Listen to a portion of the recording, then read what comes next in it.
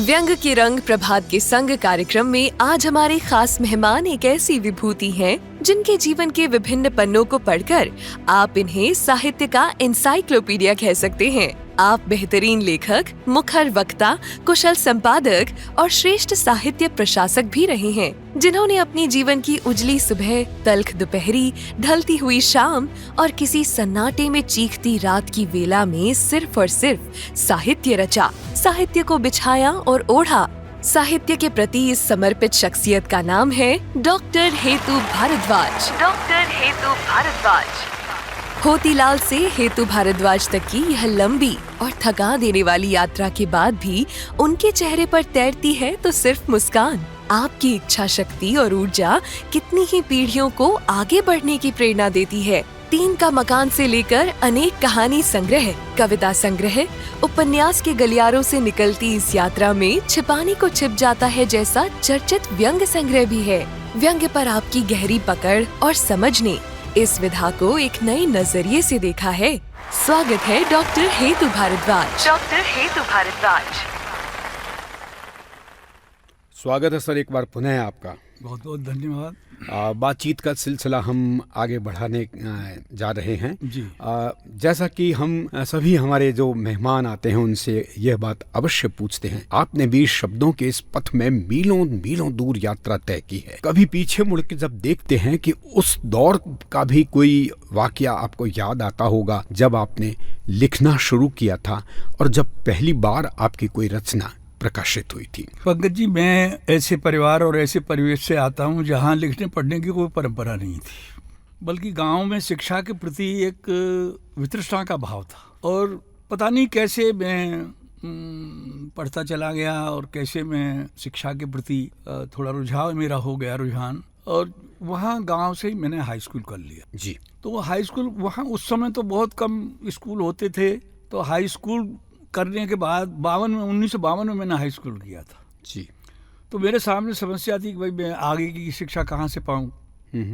तो पिताजी की हालत तो बहुत अच्छी थी नहीं आर्थिक रूप से, लेकिन उन्होंने फिर भी मुझे मेरठ भेज दिया। मेरठ मेरे चाचा थे, तो मेरठ में वो चाचा थोड़े दिन रहे, फिर उनका भी ट्रांसफर हो गया तो मैं अकेला ही रह गया। मेरठ में मुझे वातावरण जो मिला साहित्य का मिला जी। वहाँ कवि सम्मेलनों की बड़ी समृद्ध परंपरा थी।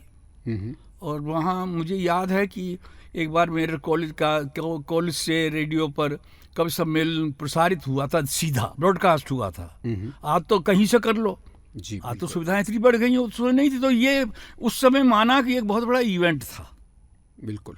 और हमने नीरज जी वगैरह को, इनको बच्चन जी को उसी में सुना था जी जी। तो वहाँ वैसे काफ़ी लोग कविता लिखते थे और भारत भूषण राम के कवि थे, वो उनके संपर्क में रहा, बहुत लोग थे। तो उनसे पता नहीं क्यों वो प्रेरणा सी मिलती रही जी जी। और हम कोशिश की कि भाई हमने लिख लिया। फिर वो मेरठ छोड़ने के बाद, और मेरठ में मेरे साथ क्या हादसा हुआ कि क्योंकि मैं गांव से गया था इसलिए मुझे आधुनिकता का बिल्कुल बोध नहीं था। और वो मेरठ उस समय भी काफ़ी प्रगतिशील और आगे बढ़ा हुआ नगर था, काफ़ी हर दृष्टि से बढ़ा हुआ था जी। तो मैं जब गया और मुझे वहाँ मेरी मेरिट के आधार पर मुझे स्कॉलरशिप मिला 2 साल के लिए, तो मुझे लड़कों और मेरे साथियों ने मुझे बहुत ही हिकारत भरी दृष्टि से देखा जी। क्योंकि मेरे पास तो कुछ था ही नहीं, सिवाय अंकों के मेरे पास कुछ नहीं था। न कभी अखबार पढ़ा था, न रेडियो तो उन दिनों वैसे ही नहीं सुनते थे लोग, जो था ही नहीं। लेकिन जब मुझे मेरिट स्कॉलरशिप मिला तो मेरे क्लास के जो साथी थे उनको ये लगा कि हमने किसी इन्होंने हमारा वजीफा खा लिया जैसे। अच्छा। तो मुझे बहुत हीन भावना हुई। और वो हीन भावना ये हुई कि मैं मन में ये आया कि यार मैं इनके साथ में कैसे रह पाऊंगा। तो इन्होंने, इनमें से तो किसी ने दिया नहीं। फिर मैंने अपने आप को झोंक दिया पूरी तरह शिक्षा में जी। खूब पढ़ा, खूब लिखा, खूब उस समय जो भी होता था मैं अपने को समर्पित कर दिया शिक्षा के लिए जी। और खूब पढ़ा मैंने। तो थोड़े दिन बाद उन विद्यार्थियों को भी लगने लगा कि हाँ ये तो वाकई काबिल था। तो मैंने अपने को वो उस तरह से मैं आज वो सोचता हूँ कि मैंने उस हीन भावना को दूर करने के लिए और वो मैं लिखना शुरू किया जी बिल्कुल, आपने बहुत बेहतरीन लेखन किया है और कई विधाओं में आपने लिखा है। जी। मुझे लगता है व्यंग्य पर आपकी दृष्टि कुछ देर से पड़ी या पहले भी आप व्यंग नहीं, देखिए लिखते ऐसा रहे हैं? है कि मेरे स्वभाव में व्यंग्य बहुत है। जी जी। और मैं कुछ ऐसा हो गया है कि मेरे जो बातचीत का लहजा है उस लहजे से हमारे साथी परेशान हो जाते हैं कई बार। अच्छा। कई बार हमारे अध्यापक साथी जो थे, व्यंग में हम करते थे तो वो परेशान भी हो जाते थे, लेकिन लिखा नहीं था। जी। अब मैंने शुरू किया कहानी लिखने से, वैसे तो कविता से शुरू किया, लेकिन कविता मैंने छपाई नहीं कभी। अच्छा। हाँ, वैसे एक काव्य संग्रह छपा दिया, लेकिन मैंने वैसे उसके प्रति कोई रुचि नहीं दिखाई। अच्छा अच्छा। कहानी, मेरी पहली कहानी 1963 में और कादम्बनी में छपी थी। अच्छा, बहुत बड़ी बात है। हाँ, मैं तो कादम्बनी उस समय वो बहुत उसके कवि थे, वो प्रसिद्ध कवि थे, वंश के भी प्रसिद्ध कवि थे, क्या नाम था उनका, बड़ी अंतिम नीरज वगैरह इनके साथी थे वो। तो जब पहली कहानी छपी, उसमें जब छपकर आई तो मुझे लगा कि अरे ये तो बड़ी जोरदार बात हुई। तो मेरे पास उस समय पोस्ट कार्ड आते थे, आज तो डाक आनी बंद हो गई, तो वहाँ से सिलसिला शुरू हुआ। जी, आपने बहुत सारी रचनाओं के बीच में व्यंग सृजन किया और मेरा तो ये सौभाग्य है कि आपने बताया कि 1963 में आप पहली बार आपकी रचना छपी। मैं तो मात्र 4 साल का था, शायद घुटनों के बल चलना सीखा होगा। हाँ, तो ये हमारा सौभाग्य है कि आप जैसी विभूति आज हमारे स्टूडियो में मौजूद हैं। मैं एक बात और पूछना चाह रहा था, उसके बाद हम आपका एक व्यंग सुनेंगे। व्यंग की अपनी अपनी तरीके से सबने परिभाषाएं दी, चाहे व्यंग आज़ादी के पहले का था या आज़ादी के बाद था या आज के दौर का व्यंग है।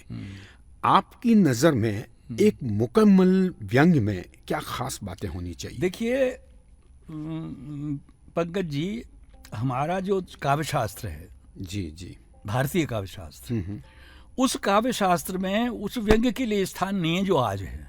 जी जी। यद्यपि वहाँ व्यंग विद्यमान था, लेकिन नाटकों में भी व्यंग के पैदा करने के लिए विदूषक की अलग ही स्थिति होती थी। वो कथा का पार्ट नहीं होता था, बिल्कुल लोगों को हंसाने के लिए वो आता था, और वो कई बार कथा से बाहर की चीज भी होती थी। उसका कारण यह है कि हमारे यहाँ समाज में शालीनता को महत्व दिया गया। हम लोग हास्य, और यद्यपि नाटक की तो उत्पत्ति हास्य और विनोद के लिए हुई, बिल्कुल, लेकिन वो हास्य और विनोद ऐसा स्वीकार्य नहीं था। काव्य शास्त्र में बहुत सारे प्रश्न आए, वक्रोक्ति भी आया, व्यंजना भी आया, और व्यंग्योक्ति भी आया, व्याज स्तुति भी आया, बहुत सारे शब्द थे। वो अनेक अनेक तरह से हमारे यहाँ आते चले गए। व्यंग पहले एक शिल्प के रूप में आता है, शैली के रूप में आता है। कहानी लिख रहे प्रेमचंद ने कहानी लिखी, बीच बीच में उनके एक एक वाक्य ऐसे हो जाते हैं भाई जो व्यंग का काम करते हैं। जी जी, जैसे पंचपरमेश्वर में ही है कि वो खाला कहती है कि मित्रता के डर से क्या सच की बात भी ना कहोगे। अब ये पूरी कहानी में एक वाक्य जो है जी इतना मारक है कि उस पात्र का तो जीवन बदल ही देता है, लेकिन पाठक के दिमाग में अटक जाता है। जी जी। तो ये व्यंग जो विकसित हुआ, शैली के रूप में भले ही विकसित हुआ, लेकिन धीरे धीरे धीरे धीरे व्यंग कहाँ होता है? व्यंग जीवन में जहाँ विसंगतियाँ, विकृतियाँ और बुरी चीजें होती है, उन पर प्रहार करने का जो औजार है जी, वो व्यंग है जी। और इसलिए धीरे धीरे धीरे धीरे वो शैली से और स्वतंत्र रूप में आ गया। हाँ, स्वतंत्र विधा के रूप में आ गया जी, और स्वतंत्र विधा के रूप में आज नहीं आया है। देखिए, भारतीय तो काल से ही व्यंग की शुरुआत हो गई थी, लेकिन पहली मुकम्मल रचना जी व्यंग की बाल मुकुंद गुप्त का शिव समूह का चिट्ठा है। बिल्कुल, मुकम्मल है वो।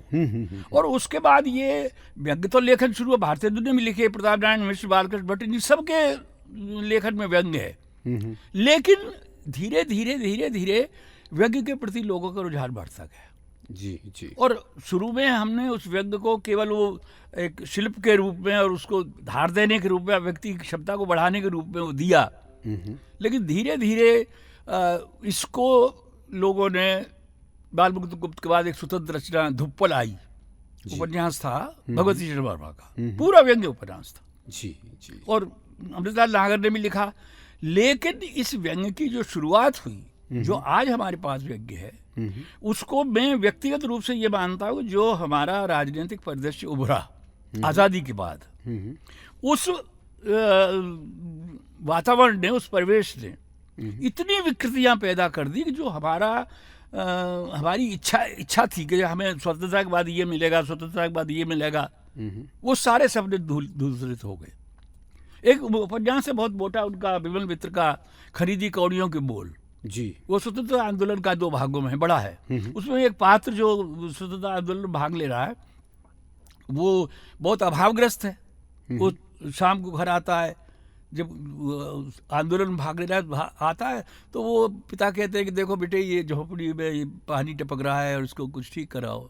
अरे पिताजी चिंता मत करो, बस आज़ादी मिलने ही वाली है और अपने आप मकान बन जाएगा जी। सरकार बनाएगी मकान, आपको चिंता ही करने की जरूरत नहीं। फिर एक दिन आता है कि तेरी माँ बहुत बीमार है, तो चिंता मत करो, आके देखेगा माँ को, बस आज़ादी मिल जाने दो। ये सपने थे हमारे जी जी कि आज़ादी मिलते ही हमको ये सब मिलेगा।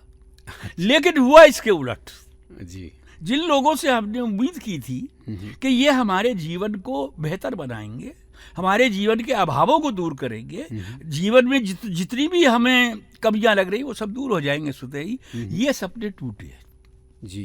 और ये सपने टूटने का परिणाम ये हुआ कि वो एक प्रकार से उनके उलट होता गया।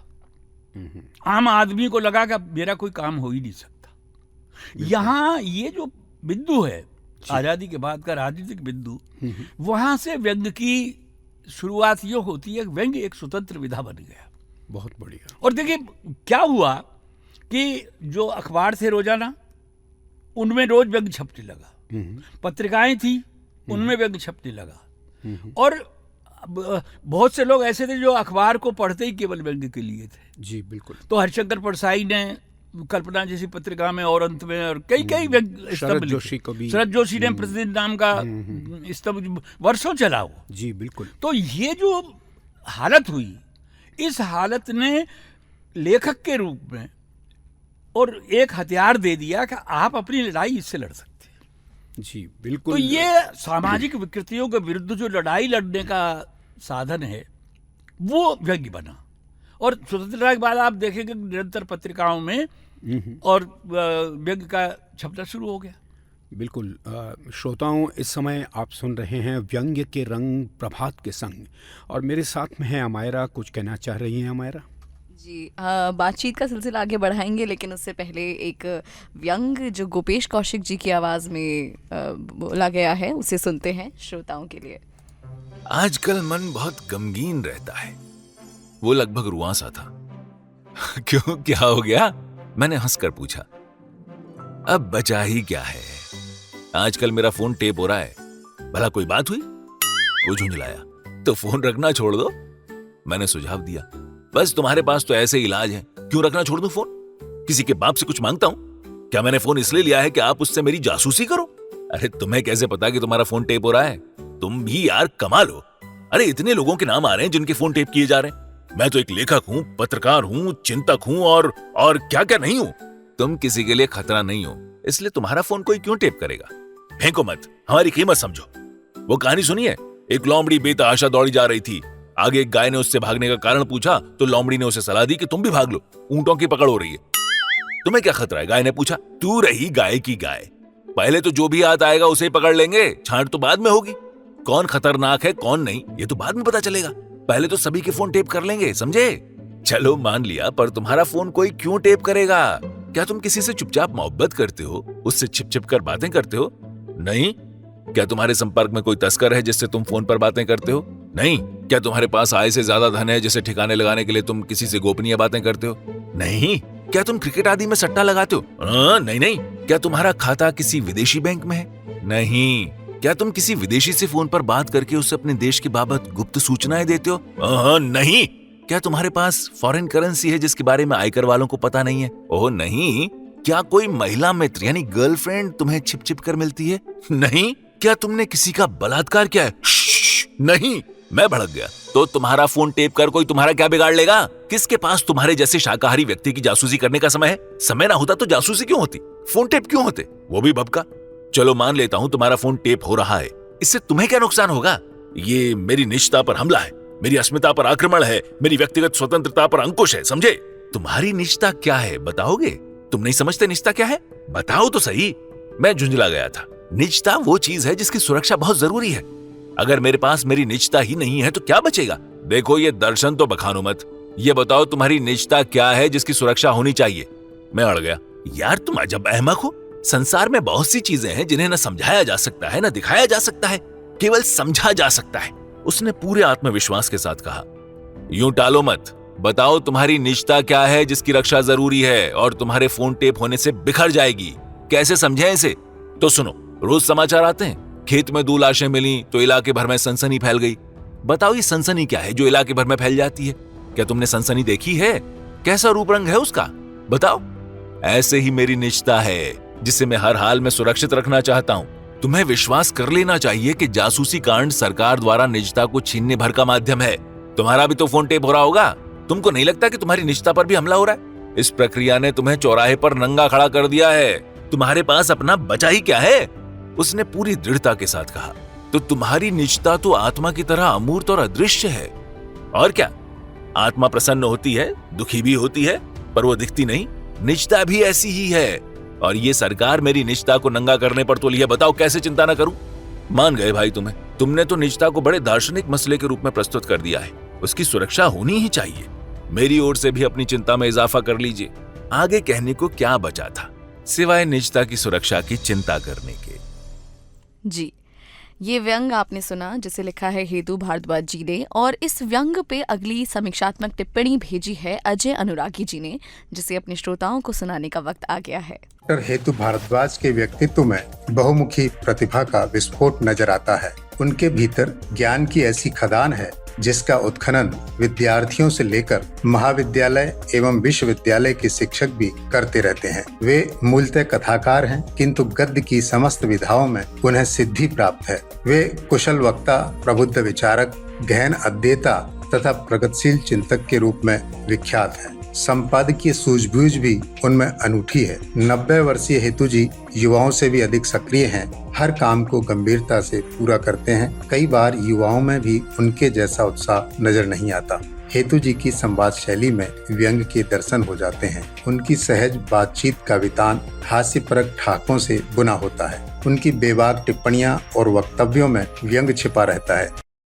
संग्रह भी प्रकाशित हैं। निजता की सुरक्षा की चिंता व्यंग की बात करें तो यह व्यंग वर्तमान के राजनीतिक सामाजिक परिप्रेक्ष्य में किए जा रहे अवांछित हस्तक्षेप को लेकर है। यह व्यंग व्यक्ति की अस्मिता पर किए जा रहे कुठाराघात को उजागर करता है। इस समय मनुष्य की निजता सबसे अधिक खतरे में है। ऐसा लगता है कि आज उसका सब कुछ सार्वजनिक हो गया है या सार्वजनिक कर दिया गया है। यह स्थिति चिंताजनक है। राजनीतिक स्तर पर भी हम देख रहे हैं कि बड़े नेताओं और अधिकारियों के फोन टेप किए जा रहे हैं। उनकी गोपनीय बातों को जानकर अपने लाभ के लिए इस्तेमाल किया जा रहा है। इसी घटना पर यह व्यंग आधारित है जो स्वतंत्रता के अधिकार को रेखांकित करता है। व्यंगकार के अनुसार यह समय बहुत अविश्वसनीय हो गया है। निजी जीवन को सार्वजनिक बना दिया गया है। अंतरंग क्षण भी अब अपने नहीं रहे। आखिर क्यों? यह विडंबना इस व्यंग के माध्यम से हेतु भारद्वाज ने उभारी है। जीवन में बहुत सी बातें, बहुत सी घटनाएं गोपनीय हुआ करती हैं। यह गोपनीय जीवन के लिए जरूरी भी है। वह जीवन को बाधा रहित आगे बढ़ाने में सहायक भी होती हैं। मगर परिस्थितियां ऐसी बन गई हैं कि दूसरों के जीवन में झांकने को ही अपनी कूटनीतिक सफलता मान लिया जाता है। सामाजिक तौर पर भी हमें निजता के हनन की बहुत सी घटनाएं सुनाई दिखाई पड़ती रहती हैं। अपना राजनीतिक वर्चस्व बढ़ाने के लिए दूसरे का राजनीतिक कैरियर बर्बाद कर देना निजता के हनन के पीछे का उद्देश्य हुआ करता है, जो कि संवैधानिक रूप से भी अनुचित है। हेतु भारद्वाज रोचक शैली में निजता को बचाने की चिंता पर इस व्यंग के माध्यम से चिंतन करते हैं। आप सुन रहे हैं व्यंग के रंग प्रभात के संग। एक बार पुनः स्वागत है श्रोताओं आप सभी का। और आज के हमारे खास मेहमान वरिष्ठ व्यंगकार साहित्यकार डॉक्टर हेतु भारद्वाज इस समय स्टूडियो में हमारे साथ मौजूद हैं।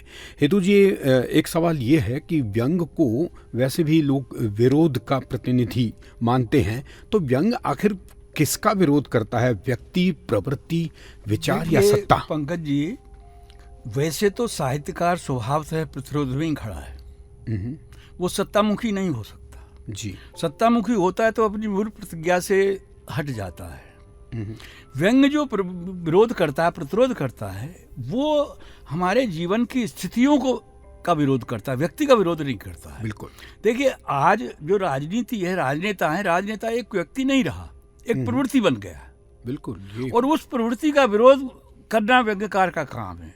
देखिए आज़ादी के बाद में अपरिहार्य बन गई ये रचना, व्यंग की रचना, पत्रिकाओं के लिए भी, अखबारों के लिए भी, और भी सारे माध्यमों के लिए। तो धीरे धीरे होते होते हमारा जो सबसे ज़्यादा ध्यान आकर्षित किया वो श्रीलाल शुक्ल के राग दरबारी ने किया।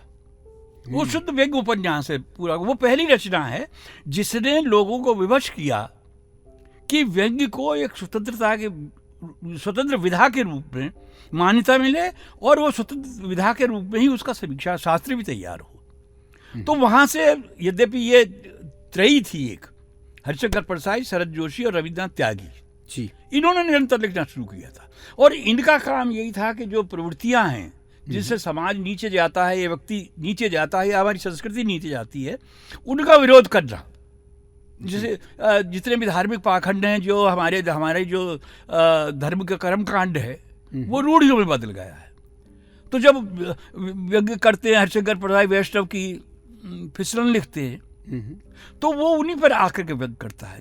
जो उसमें जीवन में रिश्वतखोरी और बेईमानी और ये सब हो गया है, तो ठिठुरता हुआ गणतंत्र में क्या करते हैं वो यही करते हैं कि ये हमारी जीवन पद्धति हो गई है। तो वो एक प्रकार से जो भी मानव विरोधी प्रवृत्तियां हैं, जो मनुष्य के मूल्यों की रक्षा नहीं करती, उनका विरोध करना व्यंग्य का असली काम है। वो स्वतंत्र विधा के रूप में हुआ और धीरे धीरे इन त्रयी ने तो काफ़ी इसको, और उसके बाद एक पीढ़ी की पीढ़ी आती चली गई। देखिए इन्होंने नागफनी का देश, इन्होंने एक उपन्यास भी लिखा। बिल्कुल। इन्होंने हरिशंकर परसाई, शरद जोशी ने नाटक भी लिखे, उपन्यास भी लिखे, और शरद जोशी ने तो कवि सम्मेलनों में अपने व्यंग्यों को सुना करके एक नई तरह का श्रोतावर्ग तैयार किया। और वो श्रोतावर्ग केवल व्यंग्य के सहारे लगता था। तो जितने लोकप्रिय कवि हुए छंद वाले, उतने ही लोकप्रिय शरद जोशी हुए। उसी परंपरा में हमारे आज जयपुर के जो संपत सरल हैं, वो उस परंपरा को आगे ढो रहे हैं। जी। तो देखिए गद्य लिखना पद्य से भी कितना कठिन है। ये इससे प्रमाणित होता है कि शरद जोशी में वो प्रतिभा थी, उस परंपरा को शुरू किया और वो बहुत लोकप्रिय हुए। जी। केपी सक्सेना भी, केपी सक्सेना का मिला जुला रूप था। जी। वो कहीं कविता भी ठोक देते थे, कहीं व्यंग्य। लेकिन केपी सक्सेना के व्यंग्य में क्या है, देखिए हमें हास्य विनोद के लिए जो रचना पढ़ी जाती है, केवल हास्य विनोद के लिए, उसमें व्यंग्य का उतना पुट नहीं होता जी, जितना कि होना चाहिए। जी। केपी सक्सेना ज्यादा निकट थे हास्य परिहास के, और उनकी रचनाओं में भी ये बात थी। आज भी बहुत सारे लोग हैं वो जो हास्य परिहास ज़्यादा पैदा करते हैं। ये खासतौर से हमारे व्यंग्यकार के नाम पर जो गलत सलत चीज़ें परोस रहे हैं, लोकप्रिय हो रहे हैं, खूब पैसा कमा रहे हैं जी, लेकिन वो व्यंग्य नहीं है। बिल्कुल। व्यंग्य हास्य विनोद नहीं करता, वो पाठक को तिल मिलाता है। जी, बहुत खरी बात कही आपने। और एक बात मैं ये भी पूछना चाहूँगा कि अमूमन क्या होता है कि जब भी व्यंग्य में कोई तुलनात्मक अध्ययन की बात होती है तो लोग परसाई और शरद जोशी की तुलना एक करते हैं।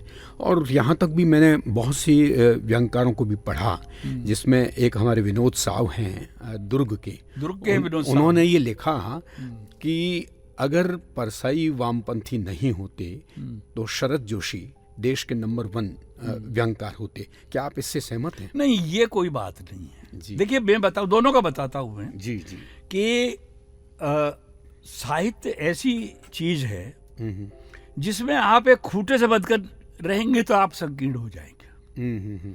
हरिशंकर परसाई जीवन में मूलतः मार्क्सवादी दृष्टि से जुड़े थे। वो आंदोलनवादी आदमी थे। वो जो हैं क्योंकि जब राजनीतिक जुड़े हो तो राजनीति को वो जरूर मानते थे साहित्य के लिए, परसाई जी। इसलिए उनका जो विस्तार था, फिर उनके संबंध भी बहुत ज्यादा थे। उन्होंने वस्तुतः पत्रिका भी निकाली, उन्होंने बहुत सारे कार्यक्रम भी इसमें करवाए। शरद जोशी इसके विपरीत, यद्यपि वो भी मत्स्यजीवी थे, उन्होंने भी कोई नौकरी, सरकारी नौकरी छोड़ी उन्होंने तो। बिल्कुल। शरद जोशी ने, उनका व्यंग्य जो था वो अगर राजनीति की दृष्टि से देखा जाए तो हरिशंकर परसाई आगे हैं जी, लेकिन अगर व्यंग्य की धार की दृष्टि से देखा जाए तो शरद जोशी कहीं पीछे नहीं है जी। वो जीवन के जो विविध रूप हैं उनमें उनका व्यंग हमको देखने को, इसलिए ये तुलना ही गलत है। और ये देखिए साहित्य में ये नहीं होता है, एक साथ और क्षेत्रों में नहीं हो सकते हैं, लेकिन साहित्य में एक साथ बहुत सारे शीर्ष पर हो सकते हैं। भक्ति काल में तुलसी, सूर, कबीर वगैरह, जायसी, इनमें किसको बड़ा किसको छोटा कहेंगे? जी। साहित्य में ये नहीं होता है। साहित्य तो क्योंकि एक ऐसी सकारात्मक शक्ति है जो हमें जीने की कला सिखाती है। बिल्कुल। तो ये शरद जोशी भी और हरिशंकर परसाई भी तुलनात्मक, मेरे साथ भी एक लड़की ने इन दोनों की तुलनात्मक अध्ययन किया था जी। तो उसमें निष्कर्ष में यही दिख रहा है कि दोनों अपने अपने क्षेत्र में अप्रतिम हैं। बिल्कुल बिल्कुल, दोनों ही अपने अप्रतिम हैं और आज की जो पीढ़ी है बस उन्हीं संस्कारों को लेकर आगे बढ़ रही है। एक बात और पूछना चाहूँगा कि अक्सर व्यंग्य जगत में भी ये कहा जाता है कि व्यंग्य की भाषा साहित्य में एक विशिष्ट भाषा है, इसलिए व्यंग्य को साहित्य की अन्य विधाओं से कुछ कठिन व्यंग्यकार मानते हैं। क्या आप भी ऐसा मानते हैं? देखिए ऐसा है पंकज जी, लेखक के पास तो शब्द है, शब्द ही उसकी ताकत है। अब शब्द का वैसे कोई अर्थ नहीं होता है जी। लेकिन जब शब्द को हम कहीं प्रयोग कर देते हैं तो उसका अर्थ विस्तार होता है जी, अर्थ विस्तार होता है उसका। बिल्कुल। और वो अर्थ अनेक आयामों को घेर लेता है। तो व्यंग्य की जो बुनियाद है वो तो भाषा प्रयोग के ऊपर टिकी है जी। तो जिस भाषा में केवल हंसाने का मादा होगा वो भाषा केवल परिहास की होगी, उसमें उच्च कोटि का व्यंग्य नहीं होगा। बिल्कुल। लेकिन जिस भाषा में बहुत तिरछेपन होंगे, जिसमें काफी लोगों को तिलमिलाने की बात होगी, जो जिससे कहेगा कि भाई अब राग दरबारी उपन्यास है जैसे आप व्यंग्य को नहीं मानते, लेकिन हिंदी के सर्वश्रेष्ठ 10 उपन्यासों का अगर आप नाम लेंगे तो राग दरबारी का नाम आ जाएगा। बिल्कुल। ये कौन सा शिल्प है कि उसको कहीं से पढ़ना शुरू कर दो उपन्यास को? बहुत ही कमाल का उसकी भाषा देख लो आप जो है। अब देखिए भाषा अंत कहाँ से होता है? अंत ये होता है कि भाई वो कहते हैं कि बातें तो आपकी ठीक है रामनाथ बाबू, लेकिन कुल मिला के आप मूर्ख हैं। यहाँ समाप्त होता है वो राग दरबारी। अब ये बात रामनाथ बाबू एक आदर्शवाद का वो लेकर चलते हैं, तो लेकिन बैद जी ये कह रहे हैं कि भाई आप समय के अनुसार चलना नहीं जानते जी। आदर्शवाद का रखा, तो ये व्यंग्य जो है उसको घुस करके मारता है, बहुत गहरी मार करता है। तो ये गहरी मार होगी तो शब्दों से ही ना जी। तो इसलिए उसको तो भाषा का निर्माण करना पड़ता है जी। वहाँ इसलिए आपने देखा होगा कि और विधाओं में उतना अंग्रेजी और उर्दू के शब्दों का प्रयोग नहीं होता जितना कि व्यंग्य में होता है जी। को कई बार हम जो बात अंग्रेजी के शब्द से आ सकती है वो हिंदी से संस्कृत के नहीं आती है। बिल्कुल। अरे ये तो सबके ही लिए हुआ है। देखिए कवि का कौशल इसमें कौन सा शब्द प्रयोग करे।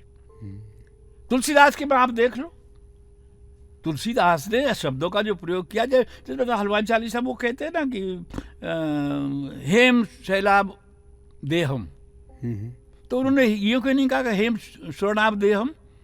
बिल्कुल। अर्थ है कि ये मात्रा भी बराबर है, लेकिन जो शैल हेम में जो चमक है वो स्वर्ण में नहीं जी। बिल्कुल आपने ठीक बात कही कि भाषा हर विधा को मांझने का काम करती है और उसमें इस तरह की कोई विभेद नहीं हो सकता कि व्यंग्य की भाषा कुछ विशिष्ट है इसलिए वो कठिन है, या कविता कहने वाले ये भी कहते हैं कि छंद बहुत मुश्किल काम है, कि जहाँ मात्राओं की काउंटिंग मीटर का एक मामला होता है, या अन्य किसी भी विधा में आप ले लीजिए। एक बात मैं और आपसे पूछना चाह रहा हूँ कि एक तरफ तो हम लोग मानते हैं कि अगर हम दुनिया में हिंदी साहित्य में पहला व्यंग्यकार किसी को मानते हैं तो वो है कबीर, जो केवल 2 लाइन में अपनी बात कहते हैं, पूरा जीवन दर्शन उसके अंदर समाहित है। बिल्कुल सही है। एक तरफ ये कहा जा रहा है आज की जिस तरह से व्यंग्य को छोटा किए जा रहे हैं उससे उसकी जैसे हाफ लाइनर या 1 लाइनर का एक दौर चल पड़ा है आजकल। लोग कहते हैं कि लोगों के पास इतना वक्त नहीं है कि वो लंबे लंबे व्यंग पढ़ें। तो यह भी इल्ज़ाम लगाया जाता है कि जो व्यंग की कतरब्यौत हो रही है या व्यंग का जो संक्षेपीकरण हो रहा है उससे उसकी मूल आत्मा कहीं प्रभावित होती है। ऐसा आप मानते हैं क्या? देखिए 2 बातें हैं पंकज जी इसमें। जी प्रभात। मैंने जैसे हाँ प्रभात जी जैसे व्यंग की मैंने बताया था साहित्य में हमेशा वो एक शिल्प के रूप में उसका प्रयोग हुआ है जी। कबीर भी उन विसंगतियों से लड़ रहे थे जो आज का लेखक लड़ रहा है। लेकिन उन विसंगतियों से लड़ने में जब हम जिस भाषा का आविष्कार करते हैं, जिस भाषा का प्रयोग करते हैं, तो कई बार तो वो भाषा सतह पर ही रह जाती है और केवल हमें हंसाने का काम करती है। ठीक है। लेकिन कबीर के जो है जो वो प्रयोग करते हैं वो हंसाने के लिए नहीं करते। बिल्कुल। वो तिलमिलाहट पैदा करने के लिए करते हैं कि मैं जो कर रहा हूँ वो गलत कर रहा हूँ। इसी तरीके से जो वन लाइनर और जिसका प्रयोग ज्यादा हो रहा है, देखिए ये हुआ कि व्यंग्य की मांग बहुत हो गई और मांग हो गई, कवि सम्मेलनों का सारा जो चरबा था वो व्यंग्य के ऊपर आ गया। इसलिए ऐसे ऐसे व्यंग्यकार हैं जो सबसे ज्यादा पैसे ले रहे हैं, सबसे ज्यादा कमा रहे हैं, सबसे ज्यादा लोकप्रिय हैं, लेकिन उनकी रचनाओं को पढ़ करके, रचनाओं को सुन करके सिवाय हास्य के कोई व्यंग्य नहीं आता है दिल में। तो ये जो छोटा करने की बात है, ये ऐसा कुछ भी नहीं है। अगर वो मध्य प्रदेश के डॉक्टर क्या नाम है जो ज्ञान चतुर्वेदी ने कई उपन्यास लिख दिए, सारे उपन्यास व्यंग्य के हैं। बिल्कुल। तो उसमें कौन सी वन लाइनर की बात है। लेकिन हमारे यहाँ जो मंच पर जिस तरह से व्यंग्य के नाम पर फूहड़ता परोसी जाती है, देखिए भाषा के प्रयोग के ऊपर ही सारी चीजें निर्भर करती हैं। बिल्कुल। हम क्या ध्वनित करना चाहते हैं उससे, ये ध्वनित में और आप नहीं तय करेंगे, ये श्रोता तय करेगा। अरे ये तो मुझ पे ही कह दिया इन्होंने, मुझ पे ही कह दिया इन्होंने। अब ये चीज अगर मुझे महसूस हो जाए कि तो मेरे ऊपर व्यंग्य किया गया है तो वो सार्थक है। और केवल मुझे हंसाने का काम कर दे, केवल मुझे ताली पीटने का काम कर दे, और वो तो बीच में जो कहते हैं कि तालियां कमजोर हो रही है। हाँ सही बात है। व्यंग्यकार थोड़ी चाहेगा कि तालियां। बिल्कुल बिल्कुल। व्यंग्य तालियों के लिए नहीं, तालियों को नहीं है। साहित्य का काम भी तालियां बजवाना। बिल्कुल बिल्कुल। तो ये दोनों में ये ऐसा कुछ नहीं है। जो आज भी कवि सम्मेलनों के नाम पर जो कुछ भी आ रहा है वो सब त्याज्य भी नहीं है और सब स्वीकार्य भी नहीं है। जी। लेकिन हम इन मंचों का जो उपयोग करने लगे हैं वो उपयोग काफी सस्ती लोकप्रियता के लिए करने लगे। आज हमारे मानदंड दूसरे रह गए। देखिए कवि सम्मेलन में सबसे ज्यादा लंबी पारी नीरज ने खेली जी, और वो लेकर के जब से जवान थे तब से लेकर के जब तक वो अवसान उनका हुआ तब तक वो ऊपर ही रहे। हाँ बिल्कुल बिल्कुल ऊपर रहे। इतनी लंबी पारी किसी इसके कवि ने नहीं खेली, आज तक भी नहीं खेली। आज तो 10-5 दिन में और वो निकल जाता है उनका चरबा। तो जो क्या है कि वो नीरज क्योंकि उनके पास कंटेंट भी था। तो व्यंग्य बिना कंटेंट के नहीं हो सकता जी। और व्यंग्य में जो हास्य परिहास ये तो एक चीज है, लेकिन ह्यूमर है, विट है। अब वो जब शार्पली उनका प्रयोग करोगे, आप तेजी से प्रयोग करोगे, शब्द में वो ताकत है कि आदमी के 2 कर दे और आदमी को महसूस भी न होने दे। शब्द शक्तियाँ क्या है? बिल्कुल। श्रेष्ठ काव्य अभिधा में लिखा जा सकता है, लेकिन श्रेष्ठ काव्य व्यंजना में लिखा जाता है। बिल्कुल व्यंजना होती है। अब रीतिकाल में बहुत सारे ऐसे व्यंग्य लिखे गए कि जो वो केवल एक शब्द का 2 अर्थों में, जैसे एक वो सवैया है ना कि वो कृष्ण आते हैं, नायक आता है कि खोलो जो किवार कहो नाम एक बार, हरि नाम है हमारो। अब हरि शब्द उन्होंने बताया नाम अपना जी, तो को बसो कानन पहाड़ में शेर जंगली हरि को कहते हैं कि जाना फिर तो जो यहाँ क्यों आए, घर क्यों आए। अब ये व्यंग्य ये भी है जी। ये क्या है कि ये बड़े सतही किस्म के हैं, सतही किस्म के। अब पीड़ा, जैसे रीतकाल के लोगों ने पीड़ा व्यक्त की है ना। अब एक कवि ने केवल कौशल दिखाने के लिए और विरह और विप्रलम्ब और मिलन दोनों का एक साथ किया है, एक दोहा है। अब ये कि सिवाय उस कौशल के कुछ नहीं है कि वो नायिका विरह में दुखी है। अब वो कौआ रोज बोलता है जी, तो कौआ बोलने का मतलब है कि कोई आएगा और उनका नायक दूसरी जगह है। तो कल कौआ आके बोला और वो उसको भगाने के लिए गई, तू रोज बोलता तो आते हैं ही नहीं। तो वो काग को भगाने के लिए गई। तो देखिए अब क्या ऊहात्मक वर्णन है इसमें, क्या व्यंग्य होगा कि काग बेरारन हो गई, पति आए 1 लाख कि जो झटके से उनको भगाने के लिए गई तो उसी समय दरवाजे पति दिखाई दे गए। तो इतनी दुर्बल हो रही थी विरह में कि आधी कागा गल गई चूड़ियां निकल करके आधी तो काबू के गले में जा पड़ी और आधी गई कड़क, आधी टूट गई क्योंकि एकदम से वो तो ये जो चीजें हैं, ये चीजें आज इनका जहाँ ज्यादा है वो वहाँ वैज्ञ नहीं है। जी ये केवल मनोरंजन के लिए। जी श्रोताओं, इस समय आप सुन रहे हैं व्यंग के रंग प्रभात के संग। हर बुधवार शाम 4 बजे हमारे इस कार्यक्रम में हम देश के नामचीन व्यंगकारों के साथ बातचीत करते हैं। और इससे पहले कि हम बातचीत के सिलसिले को आगे बढ़ाएं, हमारे साथ कुछ लोग जुड़े हैं जो हेतु जी के बारे में कुछ कहना चाह रहे हैं। नमस्कार आदरणीय हेतु भारद्वाज जी और प्रभात जी, आप दोनों को प्रेमचंद गांधी जी ओर से बहुत बहुत प्रणाम, शुभकामनाएं। आदरणीय डॉक्टर हेतु भारद्वाज जी के साथ आज जो बातचीत करने जा रहे हैं और खासतौर से व्यंग्य पर, तो मैं कहना चाहूंगा कि आदरणीय हेतु जी व्यंग्य के बड़े उस्ताद लेखक हैं। आप देखेंगे कि उनके व्यक्तित्व में भी एक बहुत ही आत्मीयता के साथ गहरा व्यंग्य और एक खिलंदड़पन जो कि आमतौर पर नौजवानों में देखा करते हैं, वैसा उनका स्वभाव है। जहाँ तक व्यंग्य की बात है, आपकी बहुत सारी कहानियों में ही नहीं बल्कि लेखों में भी व्यंग्य की तिलमिलाहट और वो जो बेचैनी होती है समाज को बदलने की, चीजों को बदलने की, लोगों के दृष्टिकोण को बदलने की, वो हेतु जी के लेखन में हमेशा से दिखाई देती रही है। इसके साथ ही आपने जो पद लिखे हैं, उन पदों में आप देखेंगे कि भारतीय समय और समाज की जो विसंगतियां हैं उन पर बहुत गहरा प्रहार करते हैं आदरणीय हेतु जी।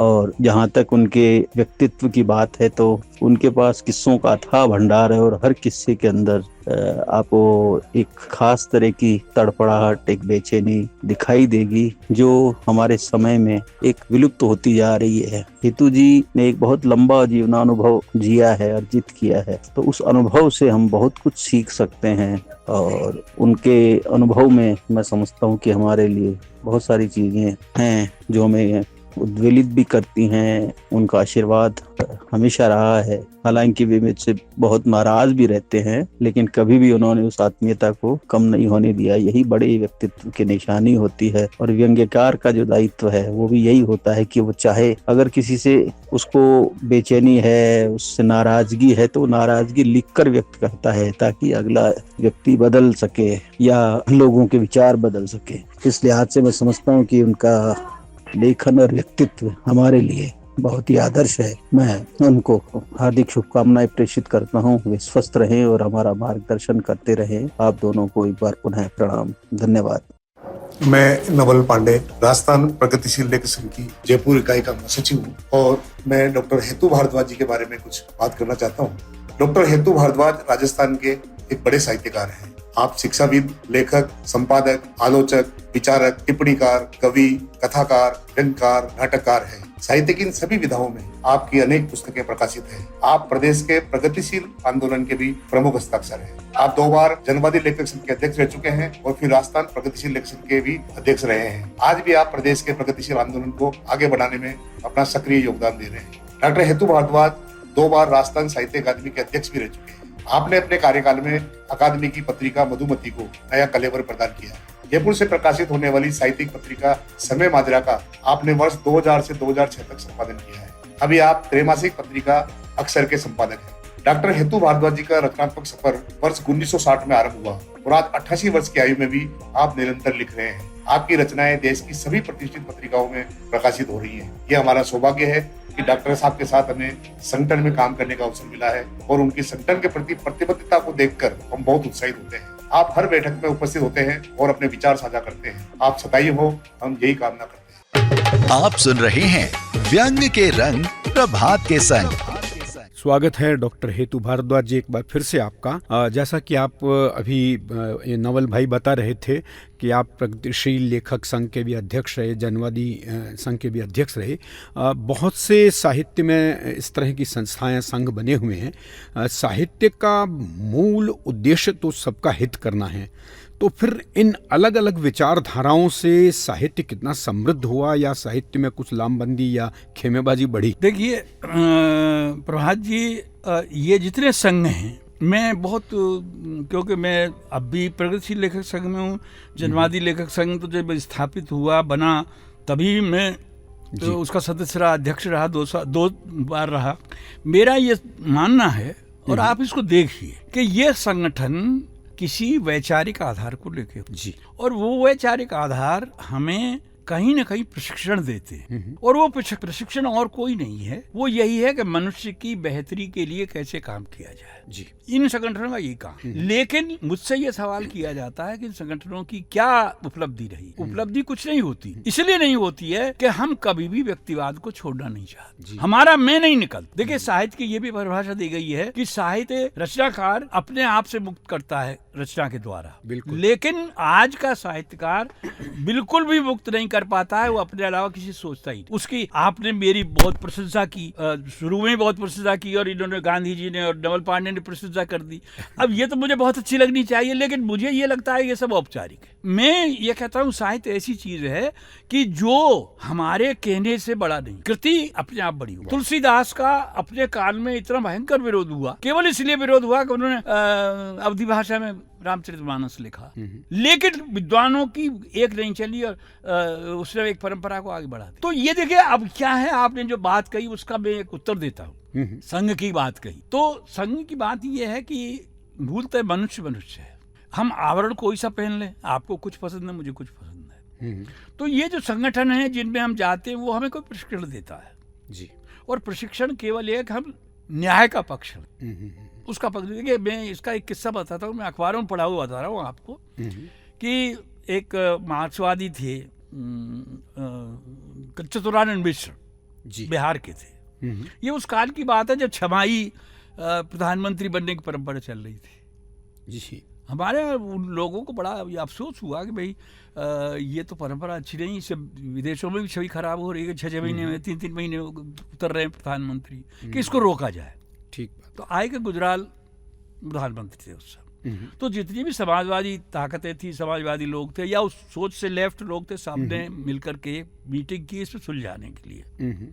अब सुलझाने के लिए मीटिंग की, उसमें उस समय ये मीडिया तो था नहीं, उसमें तो अखबार थे, तो अखबार वालों को आने नहीं दिया अंदर बैठक जी, और 2-3 घंटे तक बैठक चली।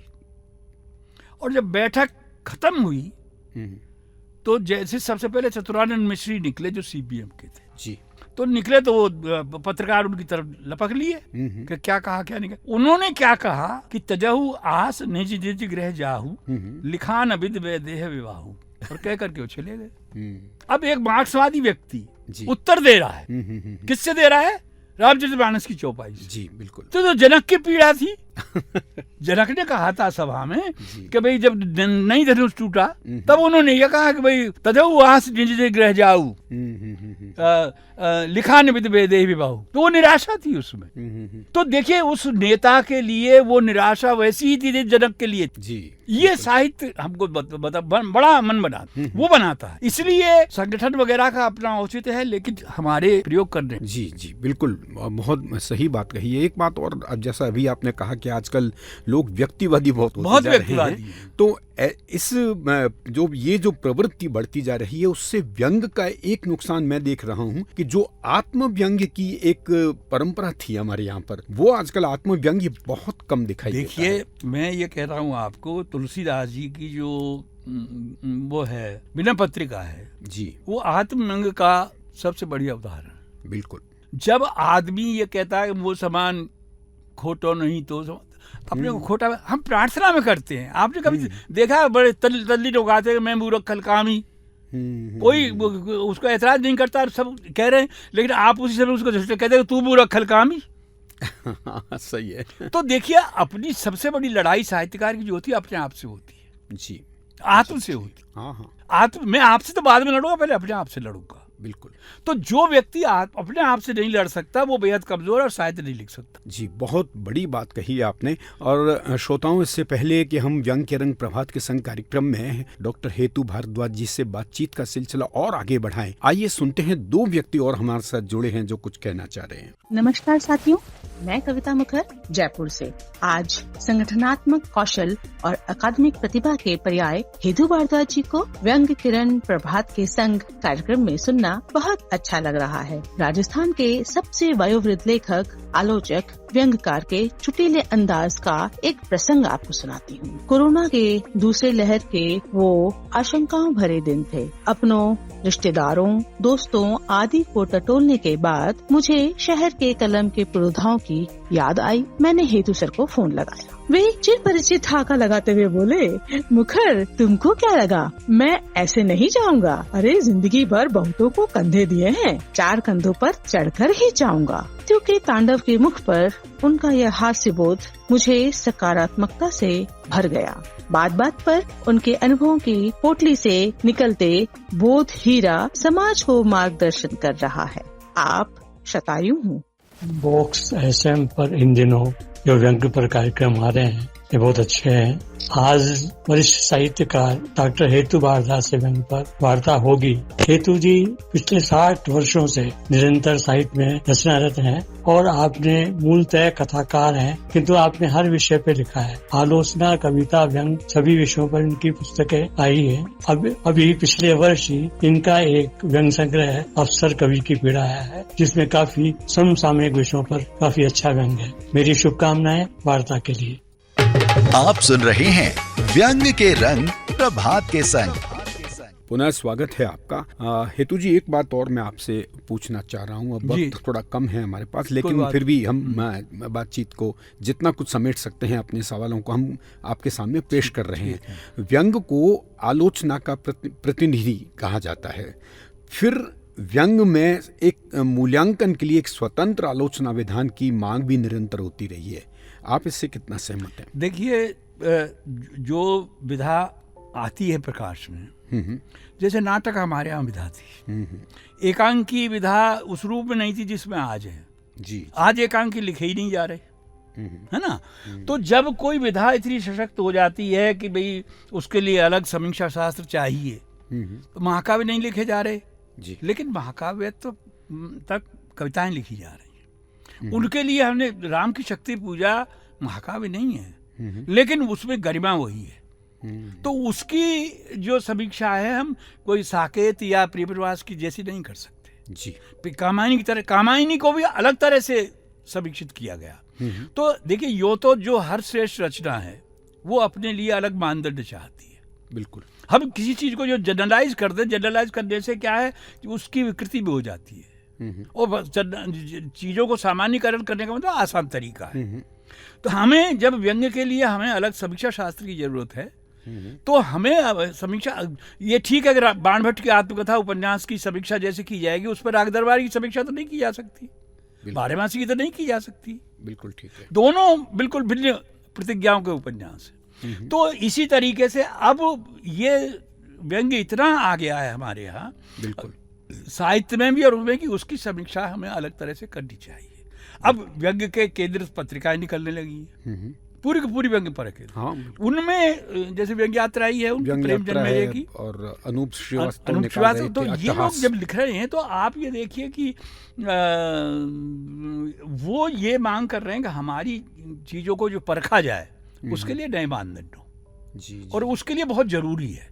अब इसलिए व्यंग्य पर खूब शोध हो रहे हैं, स्वतंत्र रूप से हुए हैं, और उनके अलग अलग उन पर भी हो रहे हैं। तो ये व्यंग्य की ताकत है, ये रचना की ताकत होती है कि वो उस अपने पाठक तैयार करे और अपने समीक्षा तैयार करे। जी बिल्कुल। और एक और सवाल मैं करना चाहूँगा कि आपने तो बहुत लंबे दौर से व्यंग्य को, बहुत गहन अध्ययन आपका है। आज के दौर में जो व्यंग्य लिखा जा रहा है और पहले जो व्यंग्य लिखे गए हैं, उनकी एक अगर तुलनात्मक आप दृष्टि डालें तो आपको क्या लगता है कि आज का व्यंग्य कैसा लिखा जा रहा है? देखिए, ऐसा है प्रभात जी, जब आप ठेके पर काम करेंगे तो उसकी गुणवत्ता पर प्रश्न चिन्ह लगेंगे। जी, बहुत अच्छी बात। प्रश्न चिन्ह लगेंगे, बड़ी बात कही। तो ये बात है कि आज व्यंग्य का इतना ज्यादा प्रचार हो गया है, और ऐसे लग रहा है कि जैसे व्यंग्य हर लेखक के लिए भी एक जरूरी विधा हो गई है। बिल्कुल, बाढ़ आ रही है व्यंग्यकारों की। तो अब ये इसमें ये हुआ कि जब आप लिखने के रूप में भी देखिए, लिखना कोई सरल काम नहीं है। मैं तो ये मानता हूं कि एक रचना लिख देना, एक कहानी लिखना एक पत्थर काटने की तरह है। पत्थर काट के रास्ता बनाने की तरह मुश्किल होता है। कितना आदमी अपने आप से लड़ता है। बिल्कुल। तो वो अगर आप अपने आप से लड़ेंगे तो आपका जो श्रम है वो आप ही जानेंगे उसकी पीड़ा को। बिल्कुल। नारायण जी कहते हैं कि जब वो राम की शक्ति पे लग रहे थे, उनका खून जो है उंगलियों पे आ जाता था। तो ये पीड़ा को कौन समझेगा? तो जब आप पीड़ा को नहीं समझ रहे हैं, देखिए असली चीज करुणा ही है। व्यंग्य भी करुणा पैदा करता है। बिल्कुल। तो जब आपके मन में ही करुणा नहीं है तो आप केवल हंसाने के लिए लिख रहे हैं। जी जी जी। भाई हंसा लो, हंस लेंगे, लेकिन वो उतना ही कम उम्र का होगा। उम्र रचना उसी की होगी। देखिए दो तरह के साहित्य होते हैं जी। एक तो सार्वकालिक साहित्य और एक अल्पकालिक साहित्य। अल्पकालिक साहित्य तो वही है जैसे आपके जितने भी आपके ये फैशन की चीजें हैं वो आज कल वो आउट ऑफ डेट हो जाएंगी, कल वो पुरानी हो जाएंगी जी। लेकिन कुछ चीज ऐसी हैं कि जो बनी रहती हैं, कालजयी रहती है, उनका कोई फर्क नहीं पड़ता। जी जी। तो ये चीज भी ऐसे ही है कि कालजयी कौन सी चीज बनती है? कालजयी वही चीज बनती है जो लेखक अपने आप को खपा देता है उसमें। बिल्कुल। देखिए लेखक की ऊर्जा क्या, लेखक खुद नहीं जानता, लेकिन उस ऊर्जा को ऐसे खपाता है कि रचना का पर्याय बन जाता है।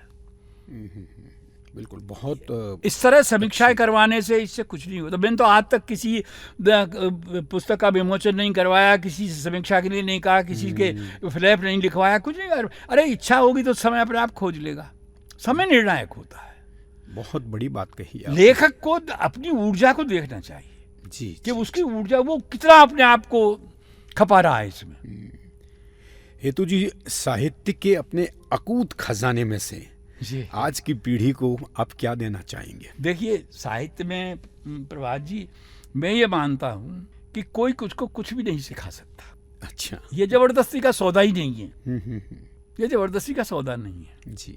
आप चाहो तो ये खत भी ढंग से नहीं लिख सकते। अब वो जो बात थी कि खत में लिख देते थे कलेजा निकाल कर, तो वो पत्र तो संग्रहणीय है। बिल्कुल, है ना। ऐसे ही आज नई पीढ़ी को, जो नई पीढ़ी में उतावलापन बहुत है। बहुत बड़ी बात कही आपने। उतावलापन बहुत है। मुझे जल्दी ख्याति मिल जाए, जल्दी मेरे ऊपर लोग रिसर्च करने लगे, मेरे ऊपर लोग ये मेरा ध्यान, मेरी तरफ ध्यान रहे सारी सभा में, और किसी की बात नहीं, मेरी बात माने। और अगर किसी को ये कह दो भाई ये तुम्हारा गड़बड़ है तो वो बुरा मान जाता है। तो ये देखिए सबसे बड़ी चीज ये लेखक की कि मैं 90 साल में प्रवेश कर गया। मुझे एक बहुत अच्छी बात लगी, इन्होंने एक लोक गायिका है मालिनी अवस्थी। हाँ बिल्कुल। बहुत उच्च कोटि की गायिका। उन्होंने एक बात कही। उन्होंने ये कहा कि देखिए जवानी का जो मूल सूत्र है वो निडरता है, साहस है। तो अगर वो आप बचपन में ही खो देंगे तो काहे के जवान होंगे आप? क्या बात। और जब आप उस एज में पहुंच जाएंगे उसमें भी आप लीडर और उसी तरह से काम करेंगे तो जवान के जवान बने हुए हैं। जी जी बिल्कुल। तो आप में मैं बोलते समय इस बात का ख्याल करूंगा यार पंकज जी इस पे नाराज हो जाएंगे तो मैं अपने साथ भी बेईमानी करता हूँ, आपके साथ भी बेईमानी करता हूँ जी। तो वो अंचल जी ने ये कहा था कि छिपाने को छिपा जाता विकल चीत्कार में सारा, मगर अभिव्यक्त की मानव सुलभ तृष्णा नहीं जाती। क्या बात, बहुत बड़ी। तो वो तृष्णा नहीं जा रही है, लेकिन उस तृष्णा को फिर आपको शांत करने के लिए एक खोज करनी पड़ेगी साफ पानी की, साफ ऊर्जा की जी। और वो ऊर्जा आप में ही है। इसलिए नई पीढ़ी को मैं ये कहूँगा उतावली न करें।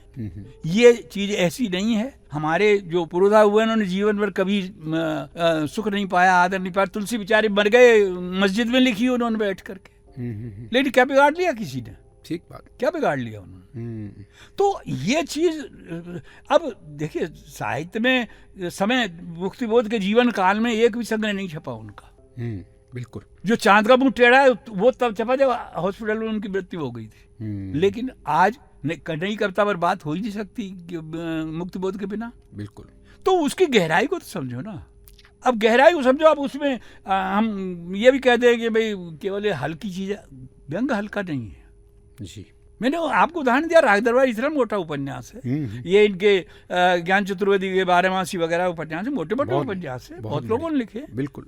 वो कोई सरलता के लिए थोड़ा ही है। तो मैं शायद आप समाप्त करते हो उससे पहले मैं आप लोगों के प्रति अपना आभार व्यक्त करता हूँ कि आपने इसी तरह से मेरी बड़ी प्रशंसा की। और मुझे मैं व्यक्तिगत रूप से पंकज जी सही कह रहा हूँ कि मैं जो ये सभा सोसाइटी होती है उसमें मैं ये कहता हूँ कि ये खामों का समय बर्बाद मत करो जी। मैं कहता हूँ जब आपने बुलाया तो महान ही होगा। कि ये थोड़ी आप कभी कहते हैं कि आज हमने महान गुंडे को अपनी सभा में बुलाया है बहुत बहुत धन्यवाद साहब आपका। और डॉक्टर हेतु भारद्वाज जी, 1 घंटे की इस बातचीत में हमको पता ही नहीं लगने दिया आपने, और जिस तरह से बेहतरीन बातें आपने कही हैं आज के साहित्य पर भी, आने वाले कल की साहित्यिक दुनिया पर भी आपने जो दृष्टि डाली है, उसके लिए हम एक बार पुनः आपका बहुत बहुत आभार। मैं भी आप लोगों का बहुत आभारी हूँ, और मैं तो जब भी चाहो मैं गया वक्त तो भूलने की जो आऊँगा नहीं।